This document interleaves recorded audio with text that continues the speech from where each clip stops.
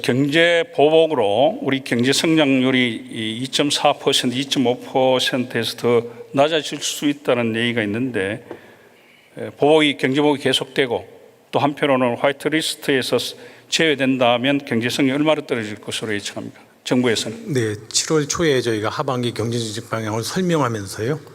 금년도 경제 성장 목표치를 2.4에서 2.5% 그건 제가 알고 있습니다. 제시했습니다.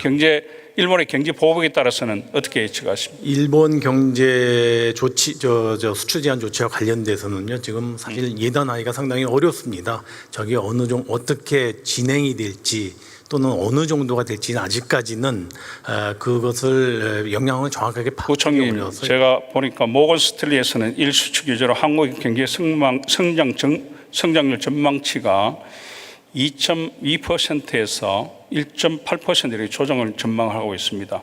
정부가 충분히 대비책을 마련했다 그러면은 여기에 따라서 이와 같은 성장률이 얼마나 떨어질 것인지에 관해서 가지고 있어야 되는 거 아닙니까?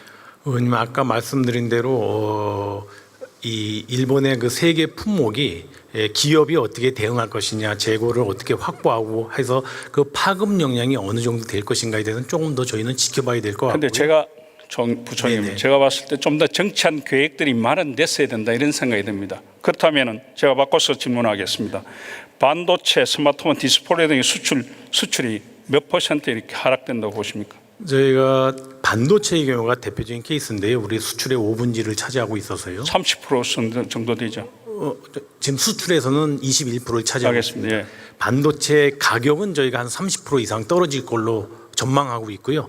다만 물량은 10% 이상 정도 늘어날 걸로 생각을 하고 있습니다. 반도체만 보더라도 여기서 전체적으로는 반도체가 올해 전반적으로 저희가 그 물량 한 12% 늘어난 거와 가격 36% 떨어진 걸로 비교해 본다면 반도체도 전년 대비해서 상당 부분 줄어들 수밖에 없는 상황인 것은 맞다고 보고요.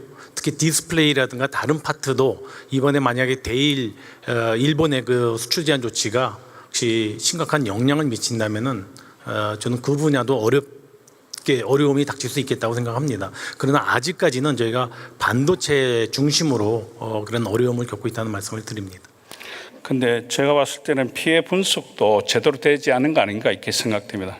부총리께서 얼마 전에 상한 조치를 하겠다고 하셨는데 그 WTO 제소 준비나 기업인들을 만나는 외에는 특별하게 단기적인 대책을 저는 볼 수가 없었다는 생각이 듭니다. 의견을 말씀해 주시죠. 예, 거기서 제가 말씀드린 대응은 WTO 제소를 포함해서 여러 가지 저희가 할 수 있는 국제사회에 대한 설명 노력 그리고 또 국내 그 해당 품목에 대한 소재 확보 노력 그리고 국산화 노력 이런 것들을 다 포함하는 개념으로 보시면 되겠습니다. 그 부총리께서 그러면은 대기업 외에 이와 관련된 중소기업 피해 대책은 한 말씀해 주시죠. 의원님 지금까지 저희가 한 2차례 걸쳐서 직접적으로 세계 품목과 관련되는 대기업하고는 오늘 회의까지 3차례 만났었습니다. 다만 그 해당 품목과 관련된 우리 중소기업 대책 피해 규모나 대책은 어떤 게 있습니까? 정부가 강구하고 있는 것이.